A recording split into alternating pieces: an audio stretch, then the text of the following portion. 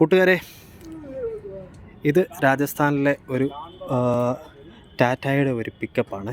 ഇത് ഏതാ വണ്ടി ടാറ്റയുടെ? പക്ഷേ എന്നെ അത്ഭുതപ്പെടുത്തുന്നത് ഇന്ത്യയിലെ മറ്റുള്ള സ്റ്റേറ്റിലൊന്നും ഈ RTO പ്രകാരമുള്ള നിയമങ്ങളൊന്നും ബാധകമൊന്നും അല്ലേ. കാരണം ഈ ഒരു വണ്ടിയുടെ ഉൾവശം ഒന്ന് നോക്കിക്കേ. ഇതാണ് ഇതിൻ്റെ ഉൾവശം. ഇനിയും ഇതിൻ്റെ സൈഡിലേക്ക് വരുമ്പോൾ ഇങ്ങനെയൊക്കെയാണ് ഇതിൻ്റെ സൈഡ്.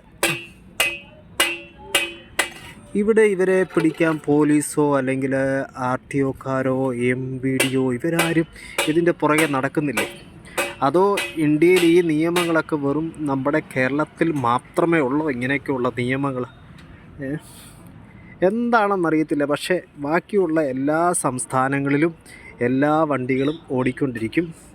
അവർക്ക് ഇങ്ങനെയൊക്കെ ഇരുന്നാലും അവർക്ക് ഫിറ്റ്നസ് സർട്ടിഫിക്കറ്റും കിട്ടുമെന്നുള്ളതാണ്. അപ്പം ഒരു കാര്യം പറഞ്ഞാൽ, നമ്മുടെ നാട് സ്വർഗമാണെന്ന് പറയുന്നതിൻ്റെ പിന്നിൽ ഒരുപാട് കാര്യങ്ങളുണ്ട്. വിദ്യാഭ്യാസം കൊണ്ടും അറിവ് കൊണ്ടുമൊക്കെ നമ്മുടെ നാട് സ്വർഗമാണെന്ന് നമുക്ക് പറയാൻ കഴിയും.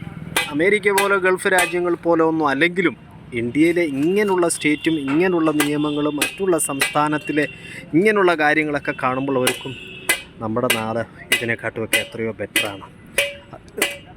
പുറത്തു വന്ന് താമസിക്കുന്ന അപ്പോഴേ നമുക്ക് നമ്മുടെ നാടിൻ്റെ വില എന്താണെന്ന് മനസ്സിലാക്കാൻ കഴിയത്തുള്ളൂ. ഇതും ഒരു രാജസ്ഥാനിലെ ലോഡും വണ്ടി.